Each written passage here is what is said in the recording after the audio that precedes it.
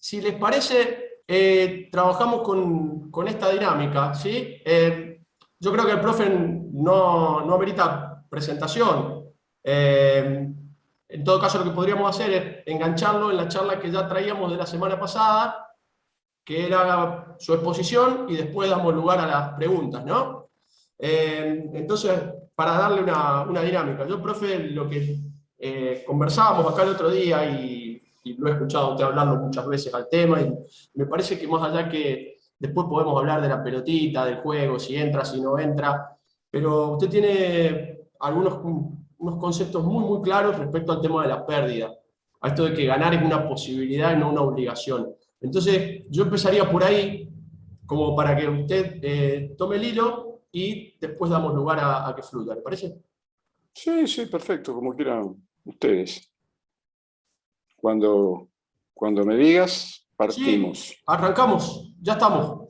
Estamos porque viene la charla de la semana anterior, o sea, hablábamos que al final, independientemente, que después podemos hablar de mil cuestiones que tienen que ver con el juego, que también las abordaremos, pero esta historia del resultado como obligación, que básicamente tiene que ver con negar la posibilidad de perder, es decir, un hecho, negar toda pérdida, dificulta absolutamente todo, así que me parece que es el punto sobre el que tomamos la semana anterior, o que dejamos la semana anterior, y bueno, ahí yo le cedo el paso. Bueno, sí, no. En realidad, para eso habría que hacer una especie de revisionismo histórico, ¿no? Desde los principios del deporte, los motivos para los cuales fue creado y los objetivos que se perseguían. En un principio era tratar de ayudar a quienes lo practicaban a mejorar y a preservar su salud. Hoy todo eso está desvirtuado porque ha pasado a ser una patología y no un medio como para tener un estado saludable. Por otro lado, como siempre, y lo dijo el barón Pierre de Coubertin, lo importante es competir. Sí, antes lo importante era competir. Después, y aquí habría que entrar también a indagar y a revisar los sistemas de gobierno que se impusieron en el mundo, sobre todo con la llegada primero del capitalismo a partir de más o menos de cuando se plantearon las bases del neoliberalismo ya por el 45. Bueno, lo importante era el resultado, lo importante es ganar, el éxito, y aunque no se tengan en cuenta los medios para lograr los fines. Antes, hacer trampa era una afrenta a la dignidad, era una ofensa también a la lealtad y el compromiso con el deporte. Hoy hay que ganar de cualquier manera y no importan los medios. Además, en eso de ganar de cualquier manera, también han dicho y se ha establecido a través de los medios que el segundo no existe, que el que pierde es un fracasado, y eso ha llevado, entre otras cosas, a hechos de inenarrable violencia por un lado y por el otro también de una enorme tristeza, porque se han perdido vidas. El año pasado, el recuerdo está muy reciente, un chico de Aldosivi de Mar del Plata, otro de Colón de Santa Fe, uno de 19 años, el otro de 17, al quedar fuera de la convocatoria, y seguramente también en cierta parte influenciado por esto de que el que no llega es un fracasado, y con la angustia que eso seguramente debe producir en adolescentes que además pueden tener otro tipo de patologías, pero de eso nadie se ocupa, decidieron poner fin a su vida con un disparo en la sien. Es reciente todavía, está fresco la memoria del Morro García, un chico con enormes problemas, y esto es un poco como ver, hay un poema muy lindo sobre el payaso, ese payaso que uno ve en el circo reírse, está obligado a reírse y a lo mejor él está llorando por dentro, pero la máscara tiene una sonrisa de oreja a oreja porque tiene que divertir al soberano. Y a lo mejor el tipo está viviendo momentos de angustia también brutal, pero ¿a qué le importa del otro? En esta fase del neoliberalismo, de la sociedad de consumo, porque eso también hay que ponerlo en consideración. En los países nórdicos, sobre todo, siempre el resultado es importante. claro que es importante porque para eso se compite, pero mucho más importante, como alguna vez dijo César Menotti, son los medios que se utilizan para lograr los fines. Porque si vos ganás, fue el reclamo que yo le hice a Diego en el gol con la mano contra los mexicanos, que después me enteré que en Argentina todo el mundo había aplaudido ese gol, porque se lo hicimos a los ingleses que nos robaron las islas. Pues yo en todo caso le hubiera reclamado a los generales de la dictadura que desataron esa guerra incomprensible todavía y que produjeron una cantidad increíble de... ¿Qué culpa tenían los jugadores ingleses de lo que había sido su gobierno, ¿no? Entonces todo el mundo aplaudió la mano de Diego.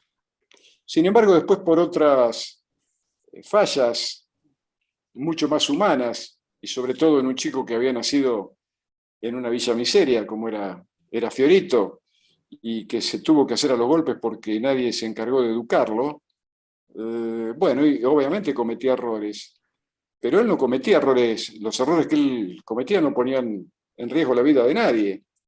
Sin embargo, los tipos que desatan guerras en todo el mundo, estudian en Harvard, en Cambridge, en las grandes universidades, y son generalmente, o pertenecen a esa parte de la sociedad más opulenta. El fútbol fue y sigue siendo una construcción cultural de las clases populares, mucho más cerca de lo artístico que de lo científico, y creado fundamentalmente para permitir a los humildes que no pueden jugar al polo, porque como él también decía, que en Fiorito no podían jugar al polo porque si había un caballo se lo comían por el hambre que había, ¿no? Sin embargo, a través de los medios se sigue con esta cosa de que hay que ganar y es una manera maniquea de entender el deporte y la vida, quiere decir, ir de un extremo al otro. Fíjense lo que pasó con la Copa América, que por otro lado fue de bajísimo nivel, y sin embargo fue festejado acá todo por influencia de los medios, como si hubiéramos ganado la final de la Copa del Mundo o del último Mundial, ¿no? Siendo que ese mismo equipo, si hubiera perdido, hubieran sido masacrados. Si Di María erraba el gol y después Brasil nos ganaba 1-0, ¿qué hubieran dicho? Entonces, todos aquellos que van a estar a cargo de los grupos en edades formativas tienen que tener mucho cuidado con los mensajes que bajan, porque después, si no lo hacen, si lo único que les importa es ganar, entonces dedíquense a otra cosa, porque en el fútbol generalmente, o la mayoría de las competencias, se pierde mucho más de lo que se gana. Y si van a incurrir en la trampa para lograr resultados, bueno, yo digo, mírense al espejo y sientan un poco de vergüenza, porque qué débil debe ser aquel que no acepta la derrota, sobre todo cuando sabe que hizo absolutamente todo para ganar, pero ese día el rival fue mejor, o aún sin serlo, y sobre todo en el fútbol, que es el más injusto en el sentido de todos los deportes, porque es tan misterioso que, como yo le comentaba un día a Martín Palermo, qué raro que es el fútbol que un goleador de raza como vos, en un mismo partido erró 3 penales y después hizo un gol de cabeza de la mitad de la cancha, ¿no? Entonces, habría que revisar los contenidos que se dan y que creo que en vez de ser formativos son deformativos. Es lo mismo que, como dice un chico amigo mío mexicano, las redes antisociales, porque realmente lo que abunda en ella es, no sé, la frivolidad, la irrespetuosidad, la vulgaridad. Y tenemos que estar atentos, tenemos que levantar la guardia, porque hay que pensar que todo eso que viene a través de ella está todo pensado en los grandes laboratorios que usan el poder mundial para formatear la conducta de la gente, ¿eh? La gente pasa a hablar por lo que, y a opinar según lo que dicen los medios, y terminamos siendo todos ovejas de un rebaño que el poder está llevando hacia dónde, hacia el borde del abismo, un abismo que en caso de caer después va a ser muy difícil de salir. Entonces, aquel que llega al fútbol o llega al deporte traumado por la urgencia del resultado, sinceramente, tiene que volver a revisar los principios y si no, tratar por ahí de leer algún libro de los grandes pensadores para que sepan que la vida no pasa por ahí. En Argentina el fútbol tiene una importancia, ustedes saben, hay decenas de programas en televisión, en radio, FM, en AM, en las redes sociales, en la prensa escrita, y todo el mundo habla, y dicen, y juzgan, y sentencian, y absuelven. ¿Y quiénes son ellos? ¿Quiénes son? ¿Qué historia tienen dentro del fútbol? ¿Qué historia tiene, qué sé yo? ¿O dónde habrá jugado Niembro? ¿Dónde habrá jugado el Colorado Lieberman? ¿O Viñolo? ¿O Gustavo López?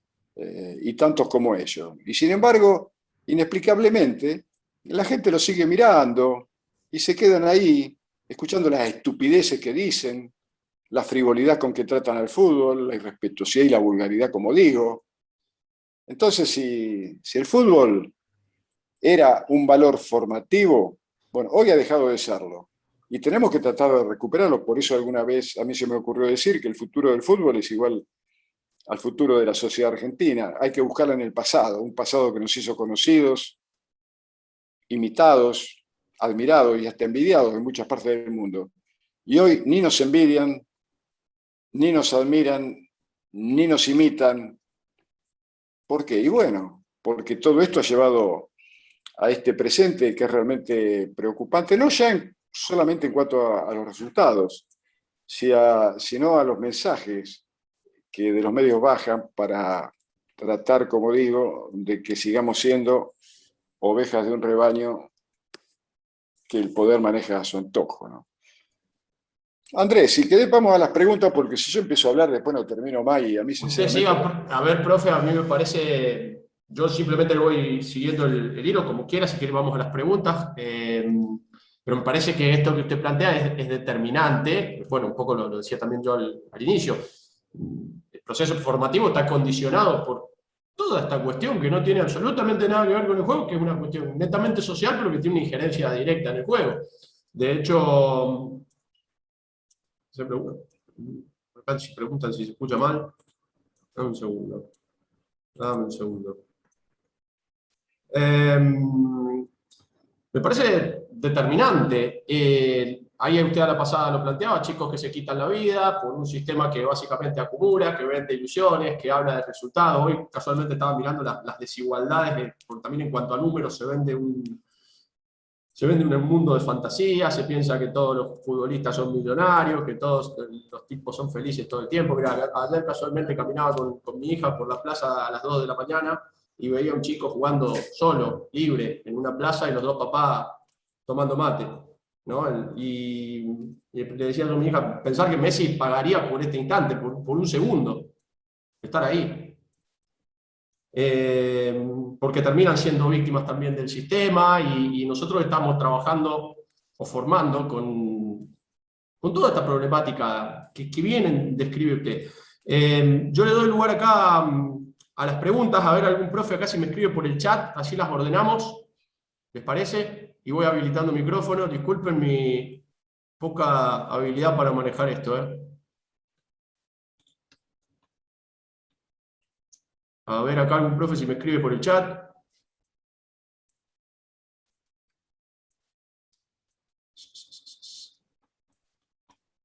Raúl.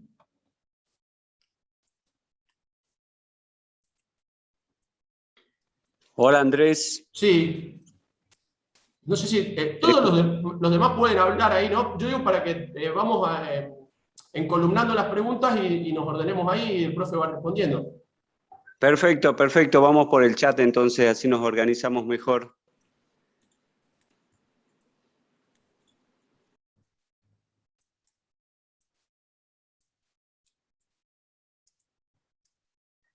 A ver si yo habilito acá.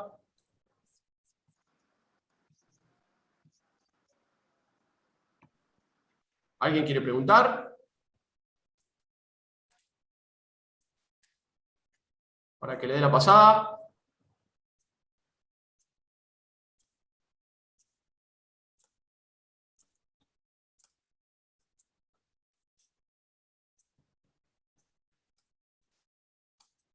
Vale decir también, profe, que creo que también lo dijo a la pasada, el juego bien jugado o en su lógica persigue la eficacia. Es decir, ganar quiere todo el mundo.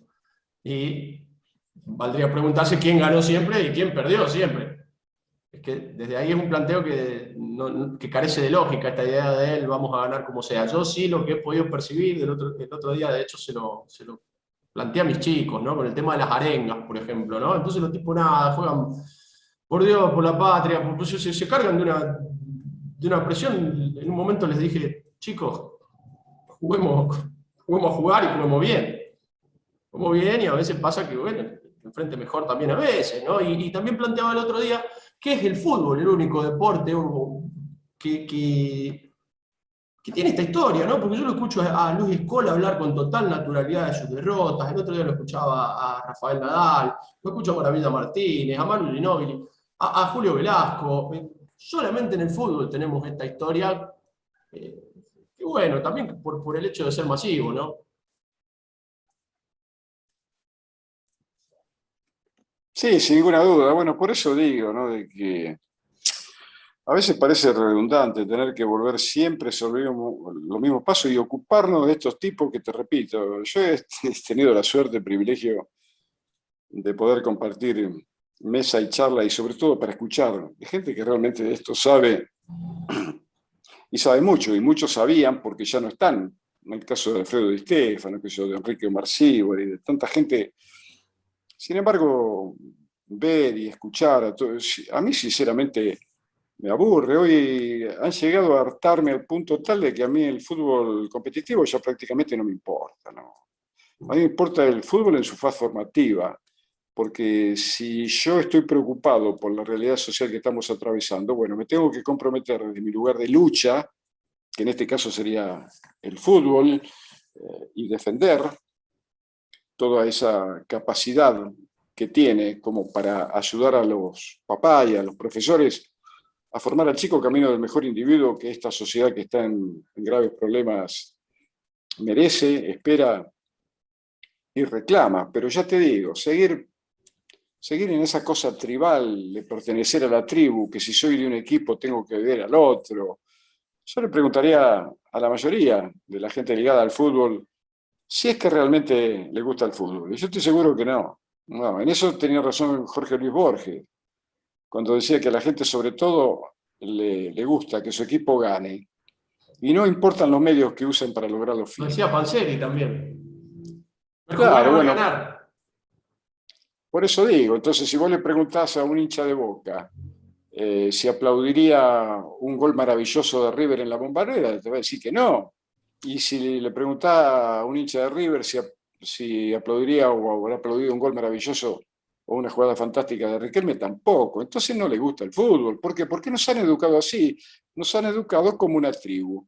Una camiseta, un club es una tribu, ¿no? Es como una tribu es una escuela, como una tribu es un barrio, como una tribu es el nacionalismo, ¿no? Argentina es una tribu, Brasil es otra, Italia. Entonces, volvemos al hecho tribal, al tiempo de las cavernas. No hemos dado un paso adelante. Ninguno de nosotros, ninguno de los que nos está escuchando o viendo, eligió nacer en el lugar donde nació, presumiendo que la mayoría ha nacido en Argentina, ¿no? No, nacieron en donde estaba su mamá. Pero si su mamá hubiera nacido en Italia porque sus antepasados son italianos, serían italianos, y si son españoles en España, y sería tailandés en Tailandia. Entonces, de una vez por todas, mi lugar en el mundo es el mundo. Después que tenga un cariño, sí, por el lugar en que nací, bueno, eso es otra cosa. Pero yo no estoy dispuesto a seguir cometiendo el error de odiar al otro por el simple hecho de haber nacido en otro lugar. Me parece una enormidad. Yo no puedo de ninguna manera, si soy hincha de un equipo o aún de la selección, odiar a los jugadores. No, esto es deporte, es un arma cultural, es un arma formativa que sirve para mejorarnos, no para seguir haciéndole el juego a los medios que quieren la perversidad, que quieren el morbo, porque con eso vende. Hoy la mayoría de los programas deportivos, ¿qué importa más? ¿Que Messi haga un gol o que salga con, qué sé yo, con la mujer de no sé quién? Eso Claro. ocuparía más espacio. Entonces nos estupidizan. Y van Y vaciando la lógica del nosotros... juego. Van vaciando la lógica del juego porque, tomando lo que usted dice del hecho de la cuestión tribal, aparecen las pasiones, el dominio de las pasiones y el juego que en sí mismo tiene una lógica, espacio temporal, es vaciado sistemáticamente. Una cosa lleva a la otra. Un poco Profe. tomando eso, acá preguntamos, le voy tirando algunas de las preguntas. Preguntan si debemos volver a los potreros, a ese aprendizaje asistemático. O sea, a mí no me cabe ninguna duda, por eso digo, el futuro es volver al pasado. ¿Por qué? Y bueno, porque eso fue lo que hizo posible que Argentina en algún momento de su historia, que tampoco es tan lejana, ¿no? Haya sido admirada por los jugadores fantásticos. No olviden que 3 de los mejores 5 jugadores que están considerados así en la historia del fútbol mundial, 3 son argentinos, no es una casualidad.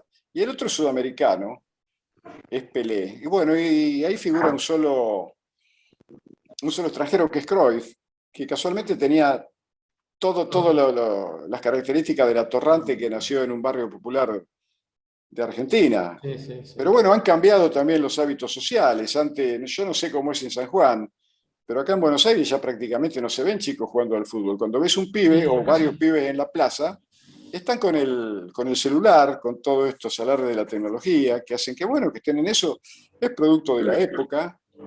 Y lo que veo, ya lo vi, lo que vi no creo que lo vuelva a ver, porque además hoy los chicos en vez de jugar en libertad, cuando van a las escuelitas de fútbol, a las divisiones inferiores, no, están prácticamente cooptados por la idea de ganar aunque sea de cualquier manera, ¿no? Y así todo se ha tergiversado al punto de hacernos llegar a este presente que es realmente preocupante, porque a mí el triunfo de Argentina en la Copa América no me agregó absolutamente nada al juicio que tengo, que tiene que ver con el deterioro brutal desde el punto de vista del juego y también desde el punto de vista de los valores que el fútbol debe representar, ¿no? Pero en eso yo invitaría a cada uno a sacar sus propias conclusiones, a alejarse de las opiniones de aquellos que opinen, sobre todo cuando no tienen nada que ver con el fútbol, sino con el gran negocio, ¿no?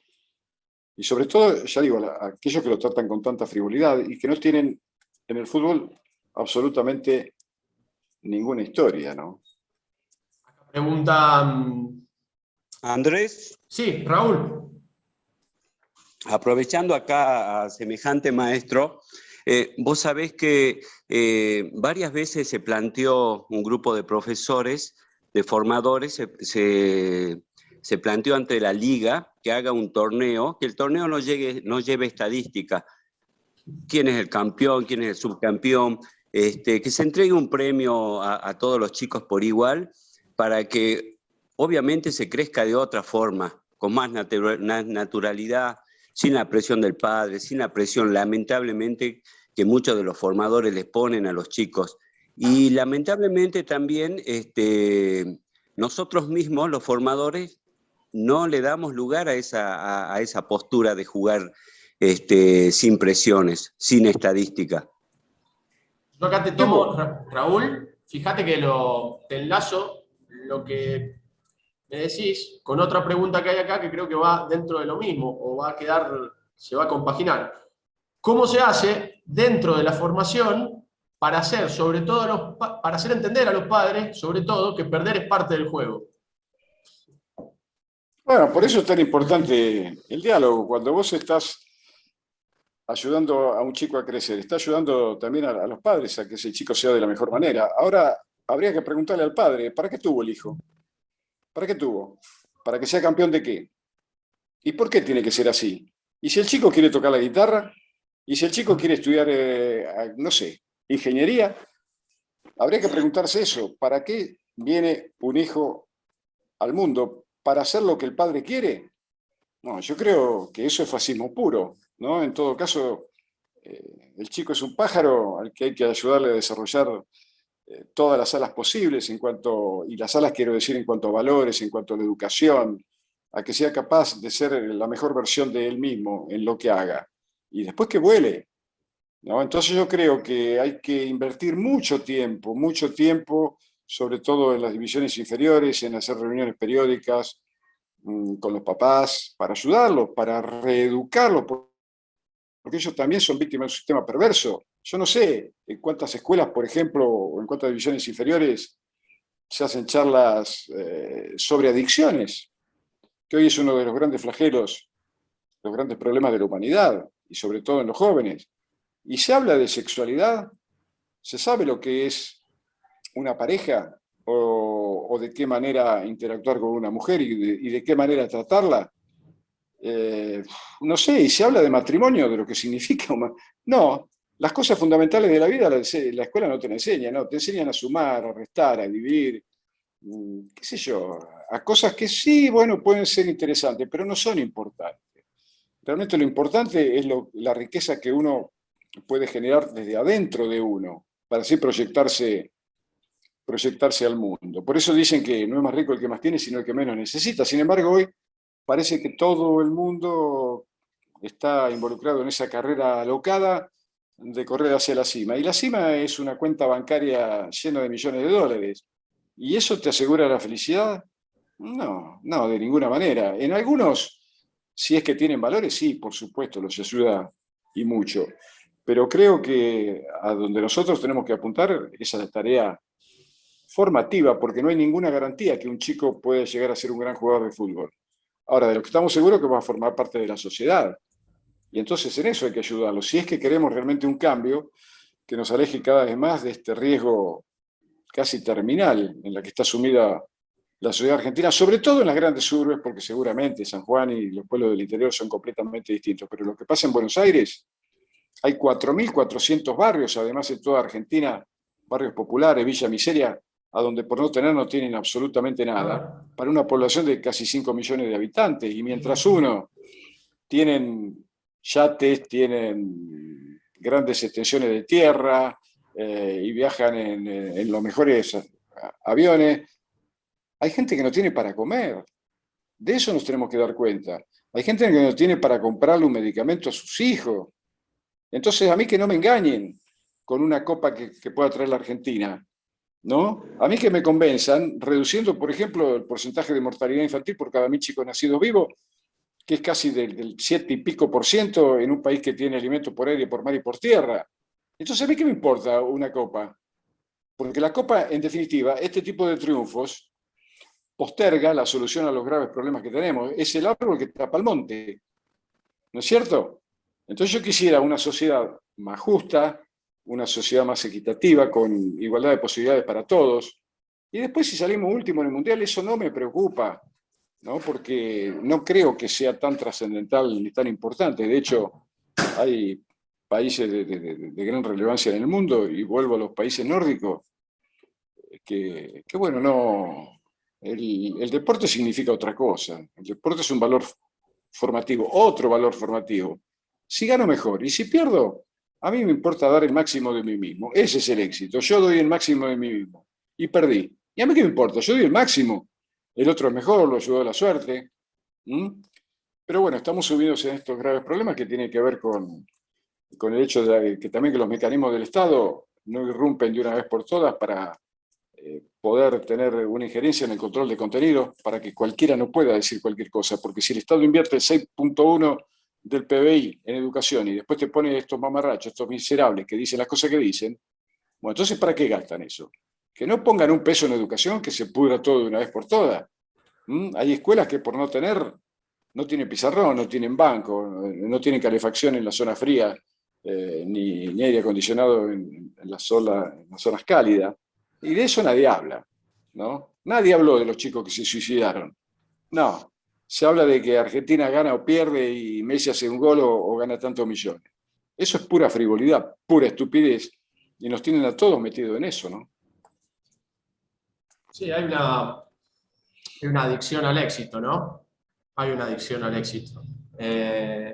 Una vez, creo que era un psicopedagogo charlando, me decía que fue a rendir el tipo y le preguntaban que cómo podía definir él las adicciones, un hiperadaptado del sistema. Tan simple como eso. No, bueno, por eso te digo, ¿no? Ahora se desarrolla el fútbol femenino, ¿no? ¿Y qué se creen? ¿Que la FIFA ahora descubrió que la mujer Ah, también tiene su derecho a perder? No, descubrieron que va a haber millones y millones de mujeres, y entonces, mira, millones de pantaloncitos, de media, de camiseta, de campera, de bolso, de pelota. Es eso simplemente, es el gran negocio. Y así están destruyendo lo poco que le quedaba al fútbol. Yo creo que los equipos de hace 25 o 30 años, a los equipos de ahora le harían 5 goles fumando un habano en la mitad de la El otro cancha, día le ¿no? conté, profe, que, bueno, igual tengo que seguir viendo, vi Huracán de César del 71, esto es un paréntesis, ¿no? A la charla, del 71, no del 73, parece que el equipo estaba en formación, qué jugadores, Bueno, Babington, pero esos Brindisi, chicos jugaban en absoluta libertad sin que nadie le sí, pusiera técnico, límite, entonces podían sacar toda su creatividad, no existía esa ah, presión brutal por el resultado, jugaban mucho más relajado. Y hoy el miedo dirige a la sociedad mundial, hoy hay que tener miedo a todo, ¿no? bueno, Miedo. hablando de miedo, acá viene mire, justo hay una pregunta que de alguna manera empalma con eso. ¿Cómo trabajar, y esto es verdad, sucede mucho, cómo trabajar el estado de ánimo y al chico, o sea, porque él ve que el que se pone nervioso es el padre. Si no le sale una cosa en el partido al pibe, esto es muy habitual. O sea, los nervios muchas veces no son del chico, son del padre. El tema es que un padre más un padre son dos padres. Más 10, 100, 1000. Bueno, por ejemplo, se le podría contar Claro. la anécdota de estos chicos que por sentir que no estaban a la altura de lo que a lo mejor sus papás pensaban de él, decidieron poner fin a su vida. Como lo hicieron otros, también lo puede hacer el hijo de ese señor que quiere que su hijo sea campeón. Ponerlo delante de la realidad, ¿no? Y siempre haciendo la aclaración que jugamos para ganar, ¿no? Porque cuando uno juega a dar lo máximo de sí mismo para meter la pelota en el arco enfrente, que no la metan en el propio y que el juego tiene una lógica y que busca la eficacia, ¿no? Pero también la realidad indica que la lógica del juego es que se gana, se empate y se pierde. O sea, creo que a un papá se le puede explicar de esa manera. Yo suelo utilizar Y el tema del error, la gestión del error, si al final el error es primero que es parte del juego y segundo que es parte del aprendizaje en el fútbol y en Sin duda, cualquier disciplina. sin El duda, claro. aprendizaje, si nos vamos a las teorías del aprendizaje, Piaget, Ausubel, lo que quiera, los aprendizajes son siempre espiralados, tienen sus procesos. O sea que también el dirigente es otro exponente, ¿no? A veces hay que hablar con cada uno. Hay que explicarle, por ejemplo, que los marcadores centrales chicos de 18, 19 años a veces y se equivocan porque es parte del juego, y porque arriesgan, y le dicen, bueno, pero hay que decirle sí, pero es que usted le dice, pero es parte del juego también, y aprende jugando, y aprende equivocándose, y bueno, y que el juego implica su riesgo como la vida misma. Claro, bueno, por eso te digo, mira, recién leí ahí un chico que decía que en la escuelita de fútbol donde él está le tiene prohibido a los padres que griten, ¿no? Bueno, hace muchísimos años a mí me llegó material de la escuela del Ajax de Holanda, que lo hacía la Philip, y claro, era un centro de entrenamiento fantástico, con canchas en diferentes niveles, algunas canchas reglamentarias ya de sintético, con pinitos a los costados, y todo cercado con alambre todo muy prolijo. Pero a mí lo que más me llamó la atención, le preguntaba cuando mostraba esos videos a la gente qué era lo que más le impresionaba. Entonces te decían, bueno, el estado de la cancha, toda la infraestructura, la ropa que llevaban los chicos, y nadie se percataba de que alrededor de la cancha no había nadie, porque le tienen prohibido a los padres estar a menos de 50 metros de donde se realizan. Entonces los padres si quieren están en una especie de balcón o de terraza, una especie de confitería, que si quieren comer un sándwich, tomar un café lo pueden hacer, pero no pueden estar cerca de la cancha. No, porque eso está tomado también de un trabajo cualquiera. Sería lo mismo que el hijo fuera a molestar al padre que es bancario cuando está haciendo el balance de fin de año y dice, papá, mira, papá, no. Así como el hijo no va a reclamarle al padre, ¿no? Bueno, el padre no tiene ningún derecho tampoco a ir y sobre todo a interceder en la relación del entrenador con el jugador que es tan importante, ¿no? Porque si no está de acuerdo con eso, que se lo lleve a otro club. pero que de ninguna manera interrumpa, porque a los chicos les hace muy mal, ¿no? Y lo sume en un desconcierto que después pone en duda también el liderazgo que uno pueda ejercer sobre ellos, no para dominarlos, sino para ayudarlos a crecer. Entonces yo creo que el diálogo es muy, muy importante y decir las cosas de frente. No hay ninguna certeza de que un chico que comienza a jugar va a llegar a ser lo que desea hacer. No, no hay ninguna. Es una posibilidad, no es una obligación. Eso Pero está hay que prepararlo desde el primer momento, ¿no? Yo la semana que viene, con los profes seguramente les voy a mostrar, porque acá lo tengo, hay datos, o sea, el famoso dato duro, el número, el porcentaje de chicos que llega a jugar profesionalmente, bueno, pero o sea, ya sabemos que es bajo, pero hay que ver el número para tomar real dimensión de cuán bajo es. Y dentro de lo que es un contrato profesional, también hay una enorme desigualdad entre el tipo que es profesional para llegar a fin de mes y el que se salva para toda la vida. Y en esto de llegar a fin de mes estamos hablando que el tipo a los 34, 35, 38 años tiene toda una vida por delante y ganó para llegar a fin de mes. Es decir, que después tiene que seguir y si no tiene otras herramientas, se van a sorprender. Eso se lo voy a mostrar la semana que viene, porque yo lo estuve mirando acá, lo estuve chequeando y es tremendo, tremendo el nivel de desigualdad. Entonces también me parece que poner en claro, sobre todo cuando se habla con padres, los verdaderos números que esto maneja, que tampoco son los que se creen, o los maneja, pero a una escala muy, muy chiquita, pero microscópica. Sí, sin duda. Sí, Eh, es así. Acá sigo con otra pregunta. En mi escuelita de fútbol, una de las cosas prohibidas que tengo es que los padres le griten a los chicos. Era lo que estamos hablando, Sí, lo claro. estamos hablando. Sabe que el otro día lo hablamos con Michael, que está acá, alguna vez, pero claro, en un contexto que me permitía hacerlo, ¿no? No sé si se podría hacer en un club más grande o con otro contexto. O de padres, y me acuerdo que los junté y al contrario, los llamé a la charla, ¿no? Los llamé a la charla previa al partido, chicos de 12, 13 años. Y yo les dije algo como esto, que todo lo que iban a ver en adelante, si los chicos se equivocaban, que iban a haber errores porque están en un proceso de que aprenden jugando y juegan y se equivocan. Y que yo asumía la responsabilidad de esos errores, teniendo en cuenta que ese era el proceso. Y después lo que sí me acuerdo, teniendo en cuenta también que conocía a los chicos que estaban del otro lado, entonces dije, bueno, el partido va a tener más o menos estas características, puede pasar esto otro, van a ver que cuando pase esto va a pasar esto otro, y bueno, y eso como que les dio a la gente ahí un poco de... y bajar, y los chicos entraron muchísimo más liberados. Por ahí me parece también que, si bien ningún padre tiene la obligación de ser entrenador, o bien estamos en un país donde todos los padres creen ser entrenadores y los dirigentes también, eh,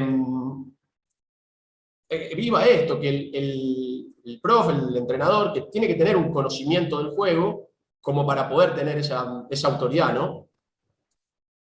Sí, bueno, pero también es una característica de la Argentina, ¿no? Así como todos los padres creen ser mejores entrenadores que Pep Guardiola, también tienen soluciones para todos los problemas de la política, de la Sí. economía, de la medicina. Cualquiera puede decir que este médico sabe y el otro no sabe, y ellos, por no saber, no saben absolutamente nada. Bueno, pero es el ser argentino, por eso es muy difícil el presente que estamos atravesando.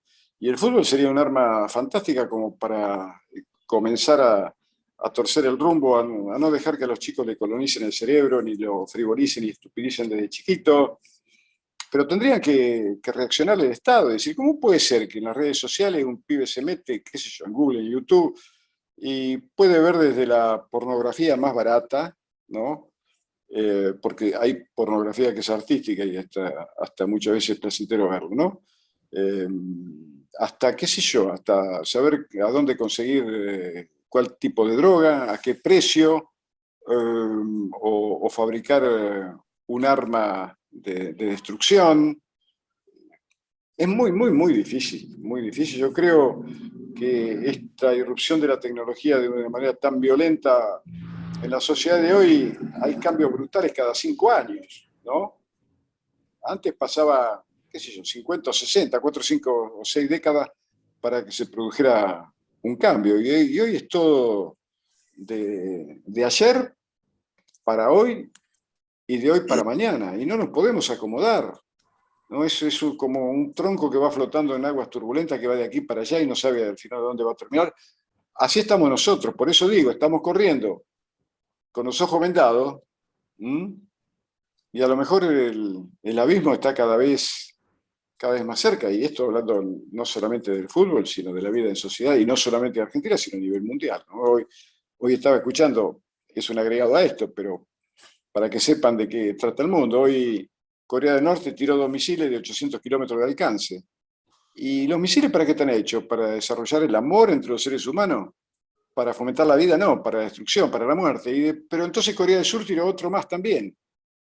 Y Estados Unidos gasta 600.000 millones de dólares por año para renovar los arsenales nucleares, y hay 17.000 ojivas nucleares que podrían incendiar la atmósfera y terminar con la vida de los seres humanos en cuestión de minutos.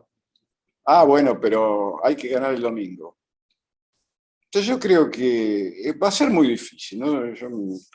Yo pienso vivir muchos años, pero no lo voy a ver. Creo que esto es un cambio que va a necesitar varias generaciones, y también para el fútbol, a pesar de que en el fútbol, repito, para mí no va a volver ya a ser lo que fue, y en algún momento también se va a acabar, como se acaba todo lo que nace, está condenado a morir, ¿no? También que iban a decir que se iba a terminar el circo romano, allá en los albores de la era cristiana. Se terminó.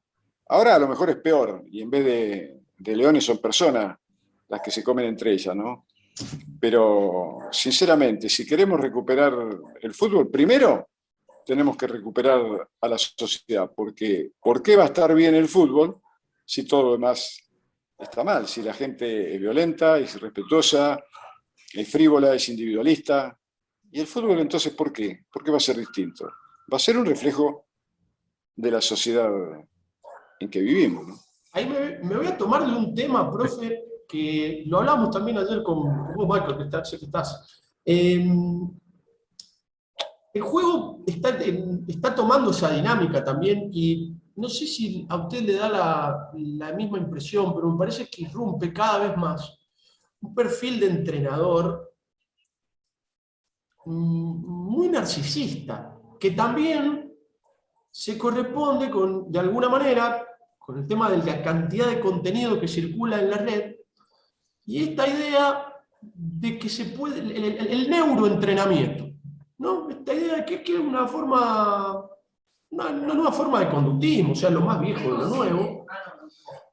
Hoy, por ejemplo, veía un entrenamiento de escuela de fútbol, chicos de 8, 9, 10 años, y era que la escalerita, que el saltito, que la pasadita, que la pagadita, todo copiado entran a YouTube, libre acceso a cualquier cosa, y la figura del entrenador muy exacerbada. Hoy estamos viendo muchachos que están complicados en serio, y que se meten al fútbol, pero un perfil, no sé, por eso le pregunto, si no ve un perfil cada vez más psicopático en muchos entrenadores.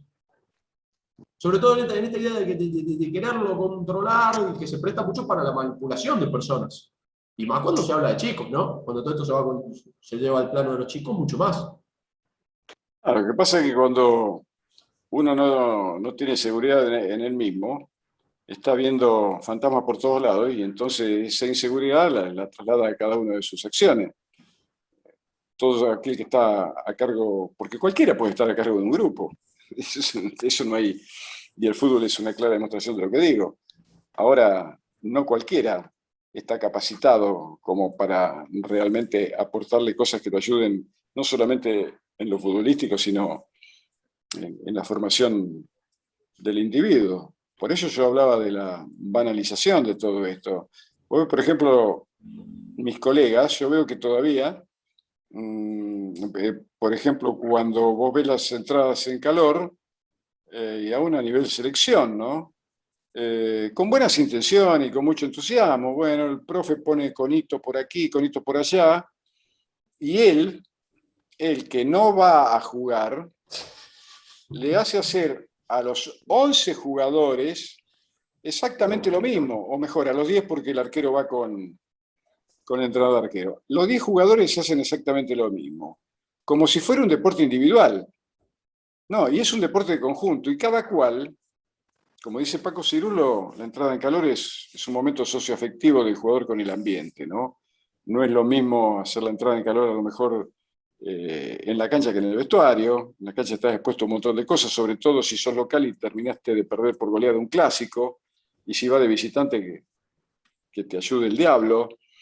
Pero sin embargo el tipo que no va a jugar le hace hacer a todos lo mismo. Ahora, cuando termina la entrada en calor, los jugadores se van al vestuario a terminar de cambiar y salen ya para disputar el partido. En esos 4 minutos que van entre que se hace sorteo y tal igual, bueno, vos ves que uno corre, el otro salta, el otro elonga. Quiere decir, cada uno está haciendo lo que cree que le va a hacer bien a él. Entonces, ¿por qué no trasladar eso al inicio? Bueno, pero no, el profe quiere estar, porque te imaginás, estar la gente que te mira, la televisión que está con vos. Sí, Yo por eso, yo me refería a eso. cuando le planteé a Menotti que yo no iba al banco, y él me preguntó, ¿y por qué no venía al banco? Y no, César, porque no tengo nada que hacer en el banco.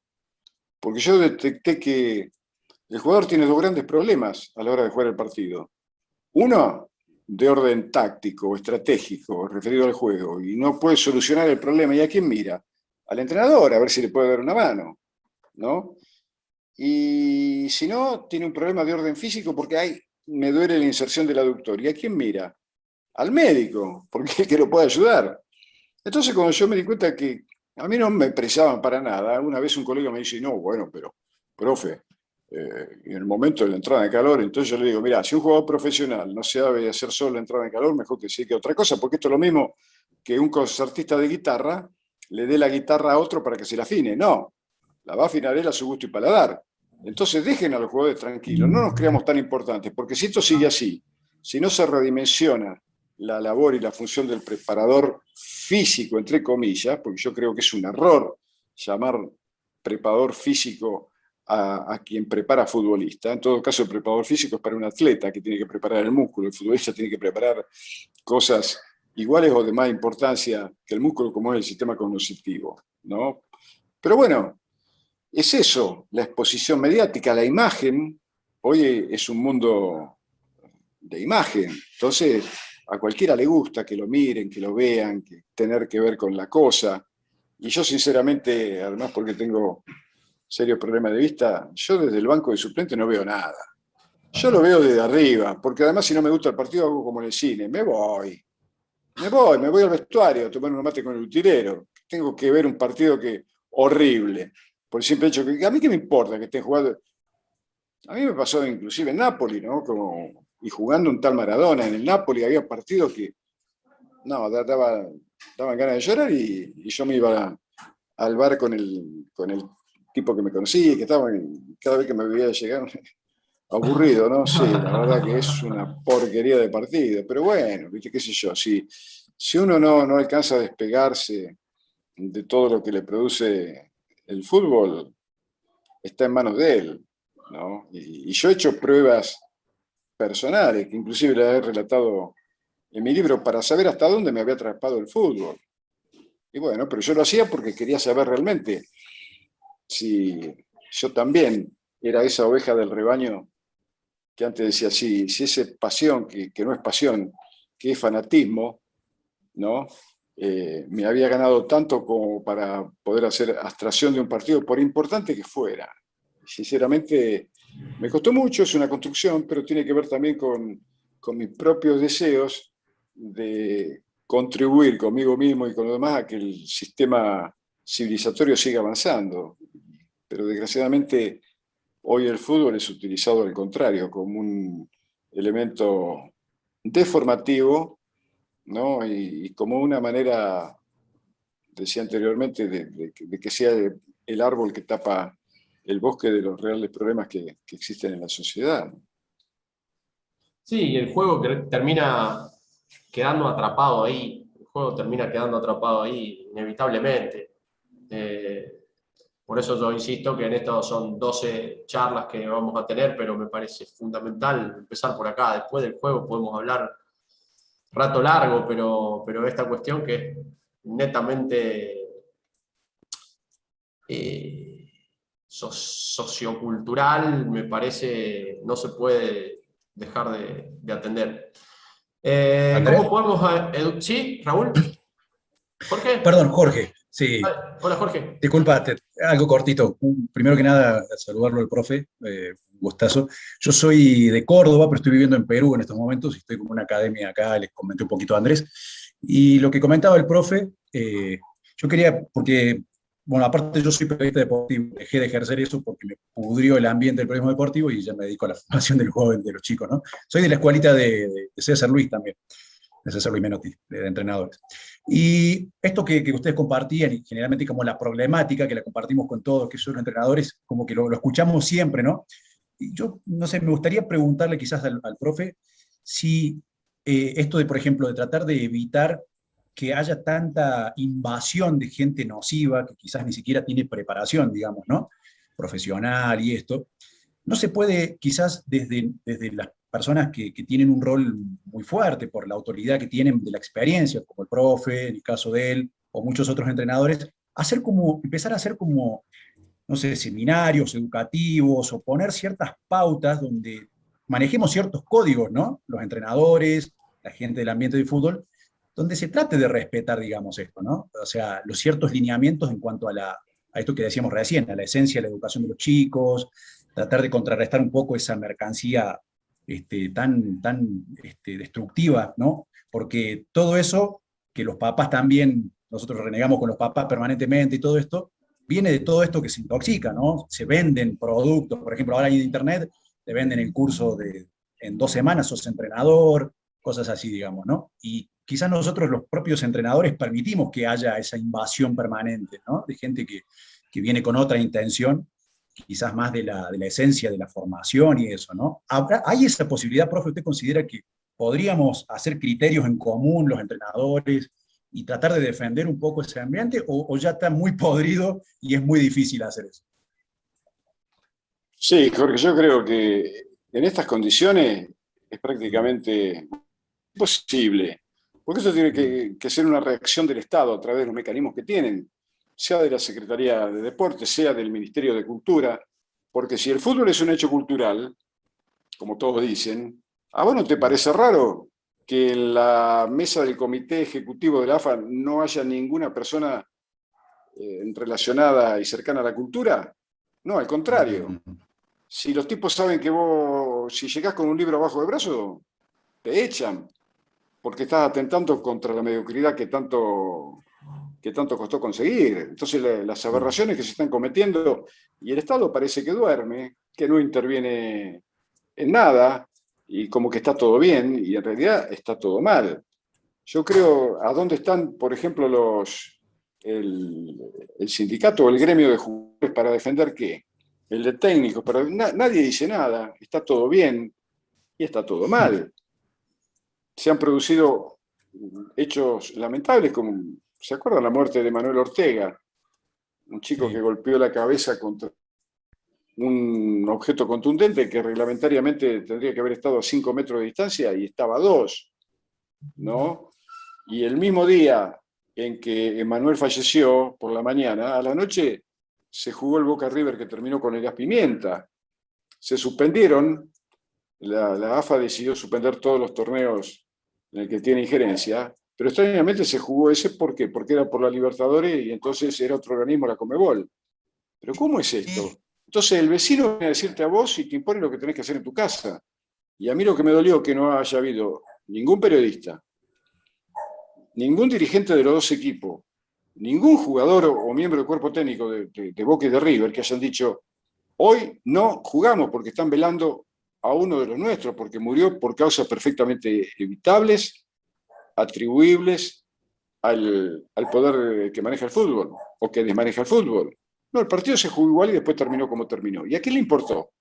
Otra vez circo romano, otra vez, como siempre, la zanahoria que perseguimos mientras pasan las cosas que pasan. Entonces, si no hay una decisión desde el Estado como tiene que haber en otras cosas, ¿no? ¿Cómo puede ser que en radio, en televisión se utilice el lenguaje y cualquiera mande a la recontra a cualquiera? ¿Pero qué es esto? ¿Qué es esto? Y bueno, sí, nosotros seguiremos sin rendirnos, ¿no? Pero vamos a hacer apenas una gotita en el inmenso mar de decadencia en la que estamos sumidos si es que no hay una reacción firme del Estado y políticas de Estado, sobre todo en el deporte, que estén íntimamente ligados al Ministerio de Educación, porque, como decimos, es un elemento formativo y educativo, ¿no? Sí, yo le comentaba, bueno, que le mandé el mensaje hoy temprano, no sé si sabrán que se juega acá el próximo partido Argentina-Brasil por eliminatoria, se juega acá en San Juan. Esa es la intervención del Estado, habría que venir a ver el estado de las canchas, lo que usted mencionaba de Manuel Ortega, todavía siguen los mismos muros, a la misma distancia, bueno, imagino que en Salta y en el norte debe ser igual, o sea, nada cambió y sigue el show. Creo que tuvieron una oportunidad única cuando fue el famoso fútbol para todos, ¿se acuerdan? Que Sí.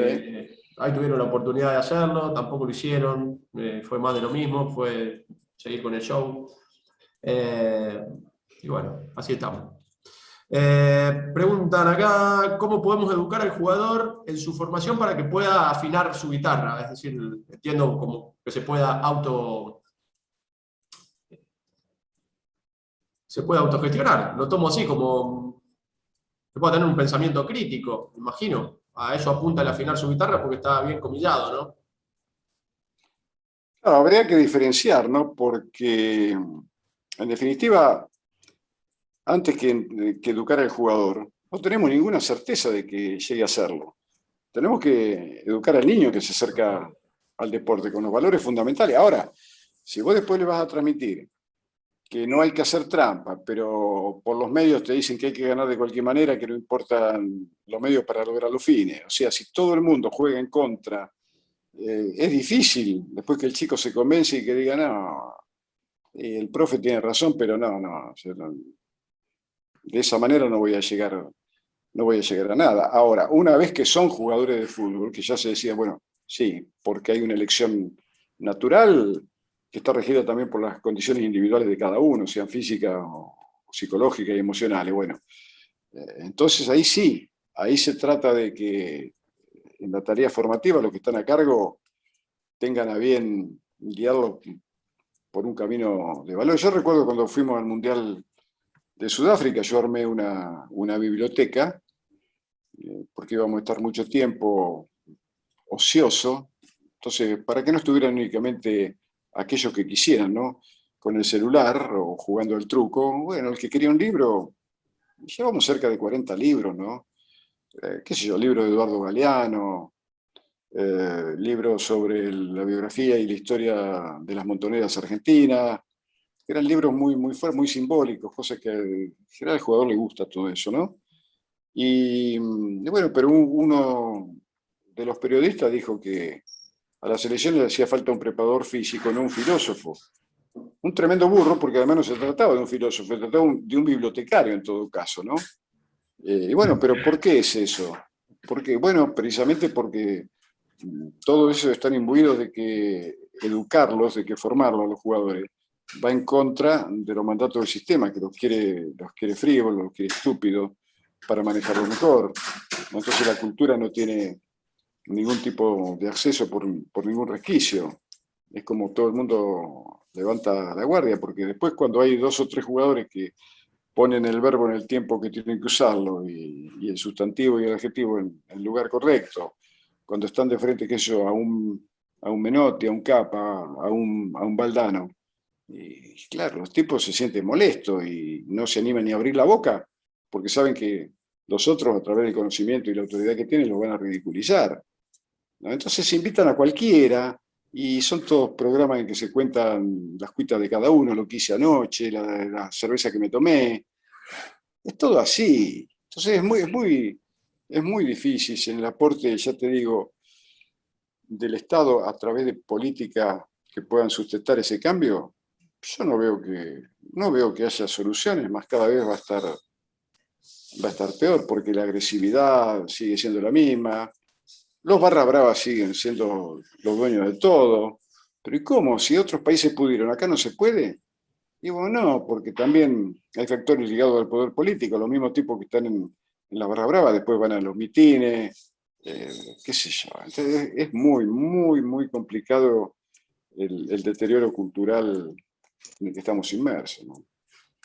En relación al periodismo deportivo, creo que era Dolina el que planteaba un muy buen criterio, que ellos mismos ya se han transformado en su propio personaje, es decir, la gente consume al personaje del periodista deportivo en sí mismo, lo cual Sí, no, también no. denota un vaciamiento del juego. Yo tuve la suerte de criarme escuchando mucho a mi abuelo, a sus amigos, o sea, a tipos que habían jugado en selecciones sanjuaninas de los años 40, le hablo, y era impresionante, y siempre me acuerdo cómo los tipos, me quedaron dos cosas, cómo hablaban del juego en sí mismo, ya entrando a los 70, 80 años, y el desprecio que había por el patadura. La valoración, o sea, esto, bueno, esto que hoy se vende como moralina barata, según ellos, había un desprecio real por el hecho de jugar mal, entendiendo por jugar mal, eso es patadura. Y hoy, bueno, creo que la Copa América lo expuso más que nunca, y como hablábamos la semana pasada también, creo que acá se jugaba en paralelo con la Euro, y había una diferencia abismal en cuanto a nivel de juego, y quedaba todo el tiempo la sensación que desde los medios de comunicación, que también lo hablaba con alguna gente, con Michael lo hablábamos en Perú, y también veo que pasa en Colombia y en Sudamérica en general, que desde los mismos medios se está como inflando, se está llenando de chauvinismo, de patrioterismo, y se sigue vaciando el juego se sigue vaciando y nadie... O sea, el partido de Argentina con Brasil, el diario Marca lo tituló como un papelón de partido. No te quepa la menor duda, fue una porquería de partido, sin duda. Un partido lamentable. También viene a colación el tema de Messi. Bueno, nos alegramos por Messi, pero es que Messi no necesitaba de ese partido para ser quien es. Habla más bien de una no valoración de lo anterior. ¿O necesitaba Messi una Copa América para ser Messi? Por favor. Es cierto, sí, totalmente de acuerdo. Pero bueno, ahí tenés, apenas empezaban los partidos, los relatores empezaban a gritar como mono, como, pero pará, calmate un poquito que todavía no pasó nada. Y recuerdo que en un partido, no vamos a mencionar quién, pero al minuto y medio de juego hizo un análisis de lo que había pasado en un minuto y medio. Pero yo digo, pero esto no se dan cuenta que hay gente que realmente entiende de esto. Vos te imaginás lo que habrán pensado los grandes jugadores, los campeones del mundo y muchos técnicos, escuchando a un muchacho, periodista, que a lo mejor mandado por el productor tiene que hablar. Pero al minuto y medio, ¿qué vas a decir? No puede decir nada, salvo, bueno, qué sé yo, una gran imaginación y muy poco conocimiento. Pero me dio risa porque... Profe, hoy están televisando la entrada en calor. Las entradas en calor se televisan, o sea, los tipos ponen la cámara y empiezan cómo pateó fulano, le festejan los goles a Messi en la entrada en calor. Bueno, por eso te digo. Pero todo también culpa de este rebaño que te digo, ¿no? Que son todos ovejas, porque a ver, ¿y qué te agrega de valor a tu vida saber si Messi hizo un gol en la entrada en calor o no? Ni siquiera el partido. ¿No? Claro. Ni siquiera el propio partido. Entonces, pero si uno empieza... yo creo, acá hay muchos entrenadores del interior y el otro día lo hablábamos, sí, en efecto creo que el interior del país está, después tendremos tiempo para charlarlo acá con los profes, no va a faltar oportunidad. Sí, claro, está menos viciado en un montón de cuestiones que, ojo, que esté menos viciado no quiere decir que no lo esté. Y tiene sus problemas estructurales, pero hay, me parece, algunos hilitos de como para tomarse de ahí, qué sé yo. A veces uno va a esta liga, hoy por hoy, lo hablamos con Walter Tamer la vez pasada también. En estas ligas, a veces, bueno, no sé si se juega mejor, pero por lo menos encuentra uno un fútbol más genuino, menos contaminado. No, sin duda, Pero olvidado. contaminado, de última, si vamos, a ver, con esto que si el de última el partido es malo, se va y come choripán con los amigos de la esquina. Eh,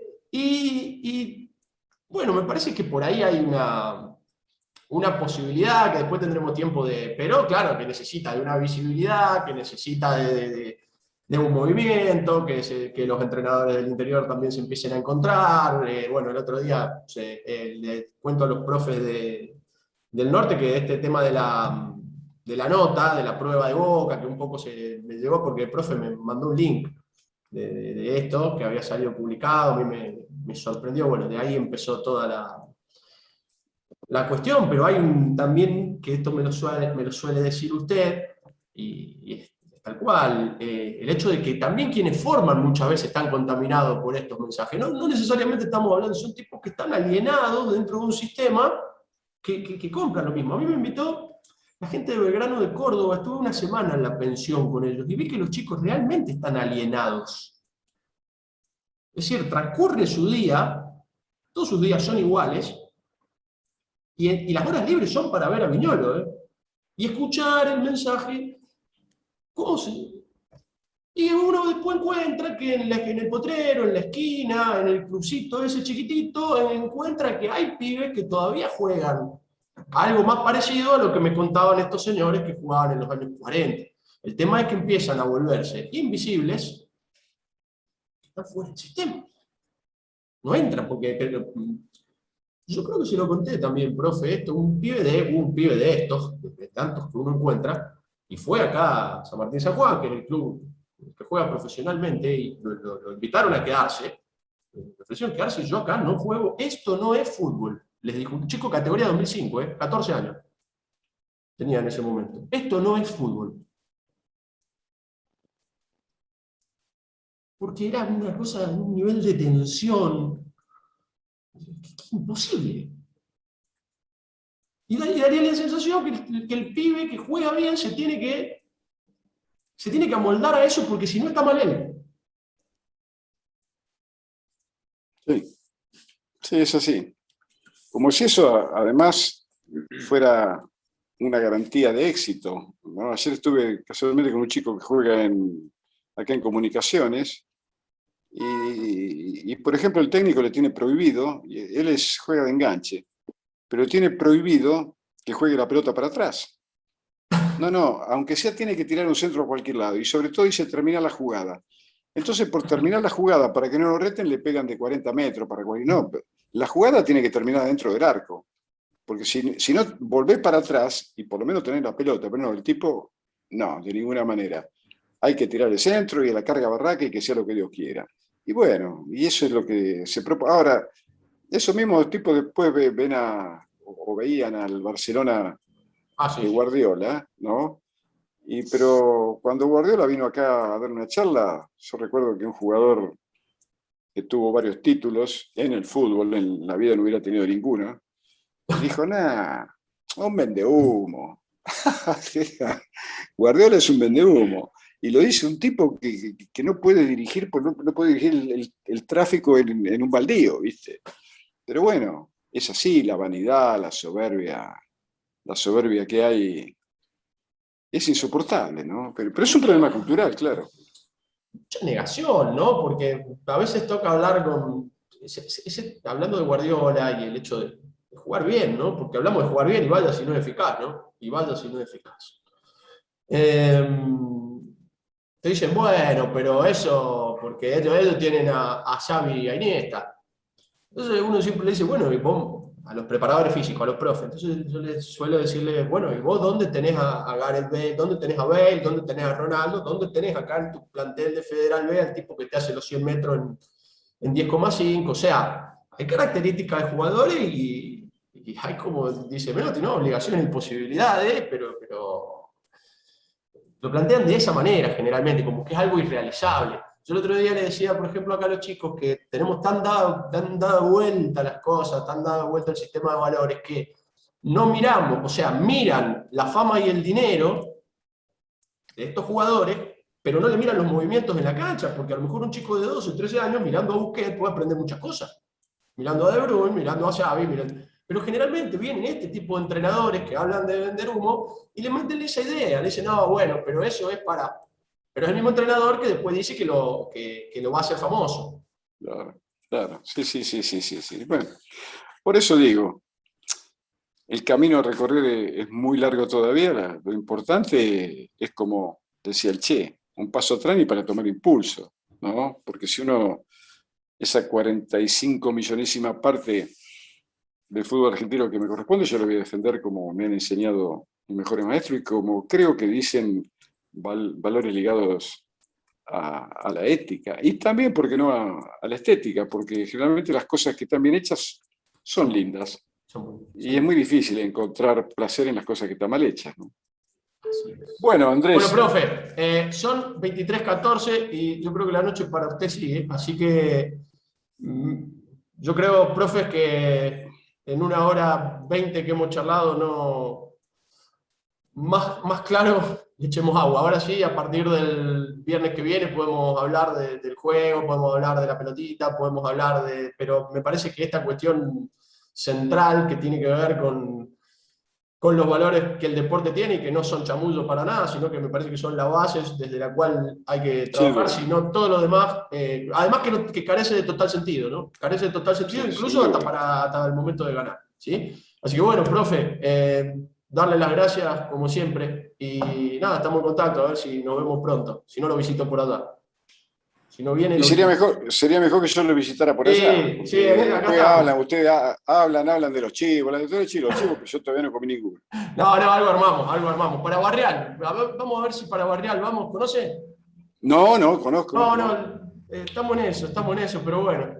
Ahora, como son, la clase dirigente está con el partido de noviembre. A ver si ahí en el vuelo estamos. Bueno, a Un todos un abrazo grande, abrazo enorme, profe. muchísima suerte, fue un Que ande placer. muy bien. Chao, Hasta la profe. Gracias, Chao, próxima. profe. chao. Pero Messi gana, escuchen bien, 5.481 veces más que el salario promedio en España. 5.481 veces más.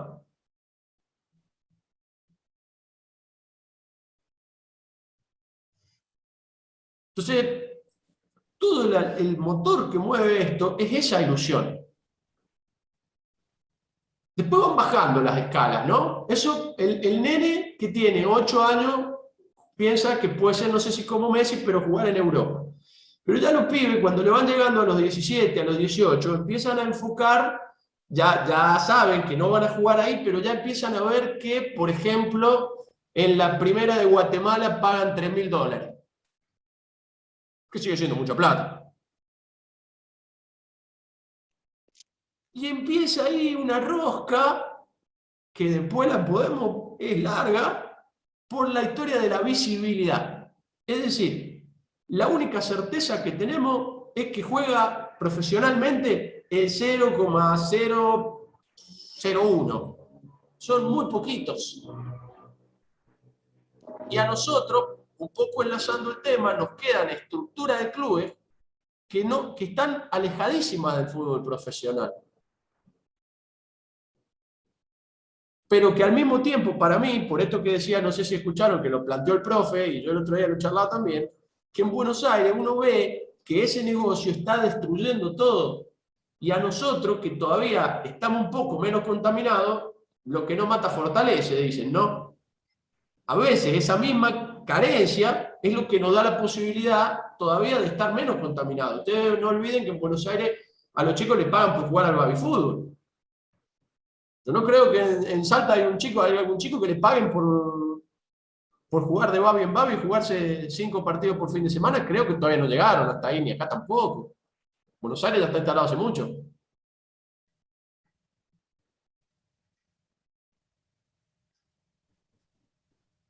Es increíble, pero es así como funciona. Entonces, a lo que apuntamos con este trabajo que se está haciendo es a cómo, para simplificarlo de alguna manera, cómo poder trabajar con las posibilidades que tenemos a que el jugador dé la mejor versión de sí mismo. Después veremos si es profesional, semiprofesional o casi profesional. Y eso les permite tener una inserción. Y después veremos cómo es el circuito de las pruebas, del vínculo con los clubes profesionales, etc. Que hay que hacerlo, yo creo que es necesario. No le pueden vedar al chico ese mundo. No se le puede vedar. De alguna manera lo tienes que enlazar. Ahora, ¿cómo acompañas el proceso? Acá el tema central pasa por la negación de lo inevitable. Es como negar la misma muerte. Entonces, mire, acá juegan 50.000 y profesionalmente van a jugar 10, con suerte, por darle un número. Los otros 49.900, miren, prendan las velitas que quieran, hagan lo que quieran, dentro del esfuerzo no va a ser posible. Y ahí es donde los papás y los chicos, de esos se les salen del carril. Dicen, no, mire, yo no quiero que este tipo a mí me diga esto, porque allá enfrente hay otro que me dice que sí puedo. Entonces yo voy a ir ahí. Y ahí empieza la espiral, a comprar ilusiones, ¿no? A comprar ilusiones. Pero al mismo tiempo, ¿quién soy yo para decirle al chico, no, mire, no lo intente? Y lo que se termina planteando es una ruptura muy grande. Yo suelo poner siempre el mismo ejemplo que el de los balseros en el África, ¿no? O sea, cuando los tipos están y agarran la balsa y se ahogan, algunos se ahogan tratando de cruzar a Europa, el tipo está jugado.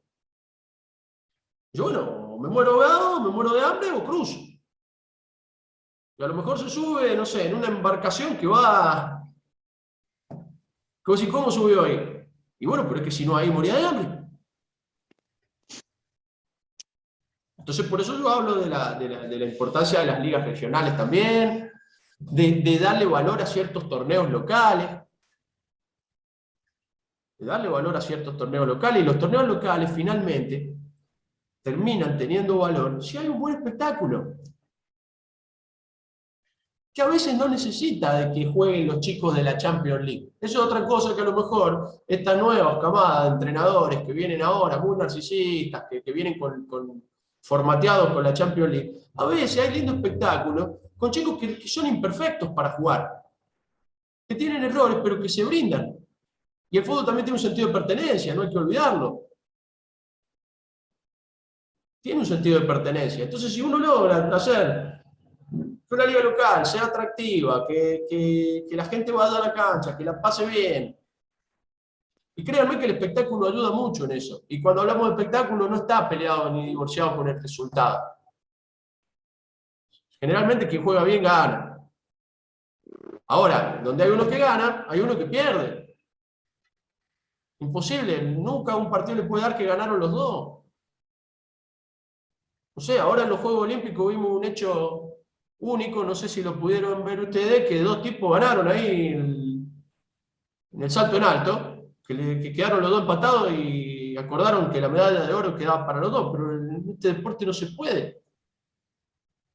Ahora, si los dos, si todo el mundo da lo mejor de sí, si el espectáculo es bueno, entonces uno dice, bueno, parece una utopía, parece que estamos hablando de algo irrealizable, parece algo que no se puede hacer. Y yo vuelvo un poco a lo que decía Jorge, ¿no? Me parece que es cuestión de acordar determinadas cuestiones y de hacerlo. Ahora, si después en ese acuerdo usted tiene un profe que viene, no sé, y le pone 5 nenes pasados de edad y sale levantando la copa y dando la vuelta olímpica, bueno, no entendió nada. No sé si ustedes lo pudieron ver. A mí me pareció muy interesante, muy, muy interesante. Y lo sugiero siempre que cuando hablan, sobre todo con pibes que son adolescentes, es un dato a tener en cuenta. Fíjese, ya cada día le miran menos fútbol local. Ahora, usted pregúntele si vio la Champions League, la vieron todos.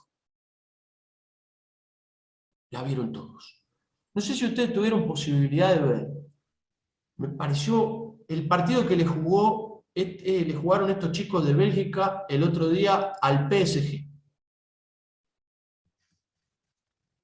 ¿Saben por qué se los digo?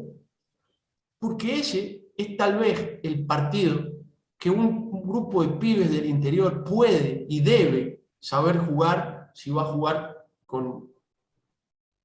a Buenos Aires. Ese tiene que ser la aspiración, porque está claro, vieron ahí las diferencias del presupuesto, las diferencias de individualidades, pero cuando hay una fuerza colectiva, y ¿saben lo que están perdiendo mucho estos chicos que hoy juegan profesionalmente? El deseo. Están perdiendo mucho el deseo, están perdiendo mucho esta cuestión más colectiva, y ahí es donde hay que trabajar mucho con los chicos. Muchísimo. Mire, che, con 11 tipos que a lo mejor no son tan buenos como los otros, se puede jugar bien al fútbol. No me preguntan, no, ¿por qué jugar bien? Fíjese cómo jugaron esos pibes. Tomaron riesgo, se la jugaron, fueron valientes, supieron bancar, supieron defender cuando tenía que defender, pero nunca renunciaron a jugar. Y ese es el partido que a veces nosotros no logramos con nuestros chicos en el interior visualizar. Es decir, le vendemos, fíjese, nosotros hemos empezado ya, hemos entregado, el otro día bien lo decía un profe, no sé si está ahora, pero él lo dijo muy, muy bien. Nosotros le terminamos trabajando a ellos. Nosotros hacemos el trabajo para que ellos se lo lleven, casi que se lo ofrecemos. En lugar de decir, no, mirá, esto es nuestro. Nosotros vamos a trabajar. Nosotros vamos a formar, nosotros vamos a buscar, nosotros vamos a competir, y sí, después hay un mercado que indica claramente que si hay un pibe que se destaca y que va por encima, bueno, sí, va a ir. Pero déjame hacer el proceso, no vengas a quitármelo. Pero hemos llegado a un punto que esto se nos ha dado vuelta de tal manera que viene un club desde arriba, hace un selectivo y nosotros vamos a mostrar a los pibes para que se lo lleven. Aún sabiendo que a las 2 semanas nos vamos a tener de vuelta, con desilusión, con un montón de cosas. Que tenemos problemas con la infraestructura, lo sabemos. Que a veces nos falta la pelota, lo sabemos. Que a veces tenemos que tener la placita, lo sabemos. Pero tenemos lo más importante, que es el juego. El juego siempre está al alcance. Entonces, a lo que yo aspiro por ahí, con esta fecha, es que después tenemos mucho más charla, nos podemos pensar cuál es verdaderamente el juego y cómo le podemos transmitir ese juego a los pibes para que los pibes lo entiendan y en eso, permítanmelo decírselo, es fundamental que ustedes tengan gente que esté dispuesta, como decía el entrenador de Nadal el otro día, a darse muchas oportunidades, a fallar, a convivir con el error, a ser gente valiente. Esto no es para tibio, para resumir la cuestión. Pero si no ponemos esto blanco sobre negro en cómo funciona verdaderamente este negocio, la fábrica de ilusiones que tiene, es llamativo. Es llamativo. Oye, yo te contaba a vos, Michael, y ahora lo cuento. Yo la pasada veía acá, por ejemplo, el plantel de San Martín, jugando en primera en ese momento, no era Nacional B. Tenía 38 profesionales. 38. No jugaba Copa. No jugaba Copa de nada, o sea, jugaba una sola competencia. Entonces, ¿por qué 38 profesionales? Juegan 11, 7, 8, van al banco, 10, y los otros 15, ¿dónde están? ¿De dónde salieron? ¿Por qué están ahí? Y bueno, hay toda una movida que funciona y que nosotros tenemos el compromiso de saber, porque después, ¿cómo vamos a controlar a los papás? ¿Cómo vamos a controlar todo lo demás que nos pasa si no entendemos verdaderamente cómo funciona esta cuestión? Simplemente yo les dejo picando eso. ¿En qué negocio, en qué actividad comercial alguien va a ir a llevar su propio producto, entre comillas, abran bien grandes las comillas, porque ustedes no están trabajando con productos, ustedes están trabajando con seres humanos, pero que por momentos parecieran ser un producto, y ojo, y esto empieza por los padres, porque los primeros son los padres. Los primeros son los padres, que lo llevan al nene como si fuera un producto, y usted lo lleva gratuitamente a una prueba, a que venga el club tal y se lo lleve, y usted se jacta de que le llevaron el producto. Gratis. Y que le van a dar un derecho de formación, supuestamente, si ese producto que ellos van a filtrar, porque lo van a meter en un camión lleno de... Porque después lo veremos también, cómo funcionan los sistemas piramidales. Y solo si ese producto llega a la góndola, le van a tirar una miga de lo que eso es. Todo lo demás se lo van a llevar ellos.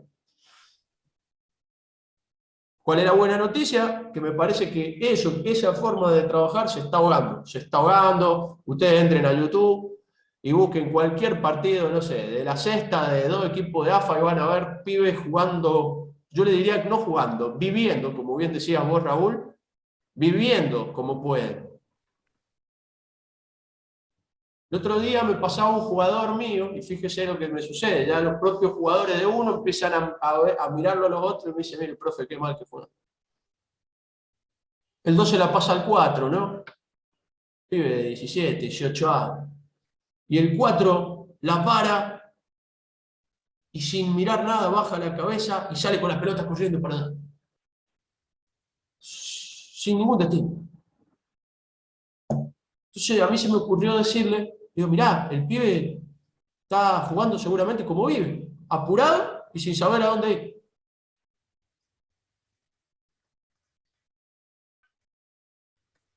No sé, me parece que ahí es donde nosotros tenemos la posibilidad.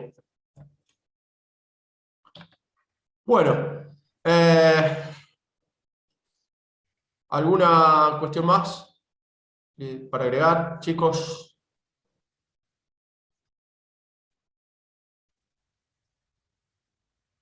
De mi parte no, Andrés. Bueno, esperar las próximas conferencias y bueno, ponernos ya en tema para ir adelantando sobre esto. Pero bueno, Sí. importante la ponencia del profe, poco tiempo, pero bueno, entendemos que es una persona para nosotros extraterrestre por todo lo que sabe, por todo lo que es, por todo lo que piensa. Sí, Así que seguramente bueno. lo vamos a agregar en alguna más, ¿eh?